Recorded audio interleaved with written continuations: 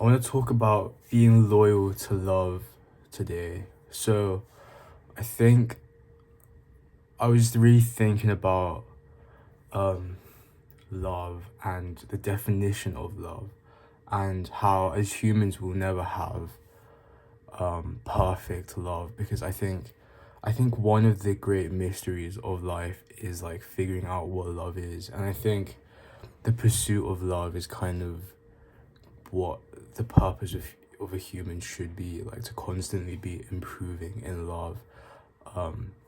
And I think the extent you love is the is how much your self-worth is. So the more someone loves, the more loving one is, the higher their self-worth. Because I think when Jesus says love your neighbor as yourself, I think he doesn't just say it as a commandment. I think he says it as a universal spiritual law, in that the extent you give love to others can only be measured, or the level of love you give to others can only rise to the level you love yourself, in which you love yourself. And I think this is very important, because sometimes we have preset relationships. For example, our family, maybe friends that you've grown up with, and maybe you start your spiritual walk with Jesus and you become sanctified, which means your self-worth increases, and you start seeing things in the spiritual realm clearer. And maybe you realize that some things that your friends and your family do don't match up to the definition of love that you see with God, and just through wisdom and your personal experience. And you realize some things are toxic, and you realize some relationships are getting in the way with your relationship with God, aka your relationship with love, because God is love. And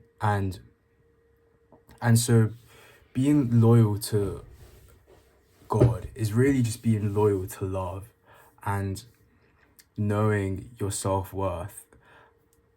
Because sometimes your friends and family will distract you from God. And what that means is they will not have the same standard of love as you have, or the same understanding of love as you have. And therefore, their values might be different, and their philosophies and thoughts might be different.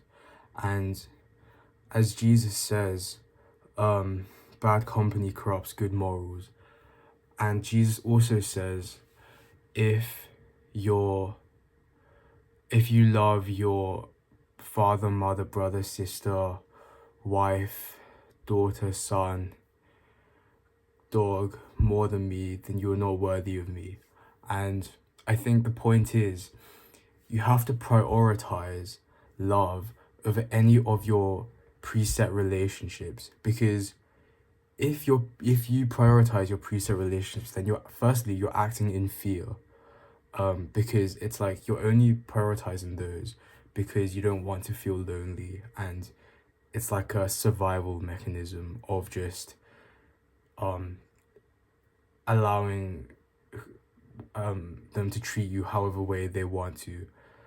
But also that degrades your self-worth, because you're allowing them to treat you the way they want to treat you, which may not be the most loving way in an objective sense. And what do I mean by like in a loving way? Because like everyone has their own definition of love, and this is the this is the thing that requires wisdom, is to discern what love is, what is loving, and what is actually detrimental to you. I was reading a book called The Path Less Traveled, The Road Less Traveled, and in it defines love as the kind of the will to build one person up spiritually. So if something isn't building you up spiritually, then it's not done in love. even if they gaslight you into thinking it is love. And so this is why it's so important to be loyal to love, is because you are able to maintain your self-worth in the presence of basically like people who aren't giving you the love you deserve. And because of your understanding of God and your relationship with God, aka your understanding of love and your relationship with love, you are able to preserve yourself from narcissists, from psychopaths, from people who have no love in them, from demonic things almost. And a verse just pops into my head is, even though I walk through the valley of the shadow of death, I will fear not, for you are with me. And I think it's just like, no matter what bad thing happens, it's like you have your love from God. You know what love is. You know your worth from God. And I think being able to love yourself and being comfortable with yourself is so powerful. I think it's one of the most, probably one of the single-handed, like the most powerful thing in the world is when you see someone comfortable with themselves. Like, but I think it's so powerful because it means that no external thing can truly harm you. Because if your definition of who you are comes from inside of you, because God is inside of you, then things from the outside won't be able to influence you. And if there is something good, like if you do have a good relationship, it's just like the cream on top of the cake. It's just like an even better thing, rather than the thing that you have to rely on. And I just think that, yeah, I think that's why it's so important to stay loyal to God and stay loyal to love, because sometimes your friends and family will not reflect the level of love you have for yourself, or kind of your standard and what you've learned.